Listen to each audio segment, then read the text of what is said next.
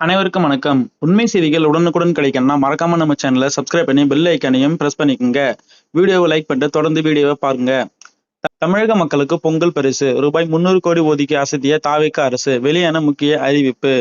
தமிழர் பண்டிகையான பொங்கல் பண்டிகையை உலகம் முழுவதும் வாழும் தமிழக மக்கள் கொண்டாடி வருகின்றனர். அந்த வகையில் தமிழக அரசு சார்பாக பொங்கல் பரிசு தொகுப்பானது தமிழக மக்களுக்கு ஒவ்வொரு ஆண்டும் வழங்கப்பட்டு வருகிறது. அந்த வகையில் கடந்த அதிமுக ஆட்சி காலத்தில் 1000 ரூபாய் ரொக்கப்பரிசு, பச்சரிசி, சர்க்கரை, வேட்டி சேலை மற்றும் முழு கரும்பானது வழங்கப்பட்டது.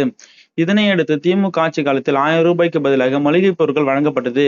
இதில் தரம் குறைவாக இருப்பதாக விமர்சிக்கப்பட்ட நிலையில் 2 வருடங்கள் பொங்கல் பண்டிகையொட்டி 1000 ரூபாய் வழங்கப்பட்டது.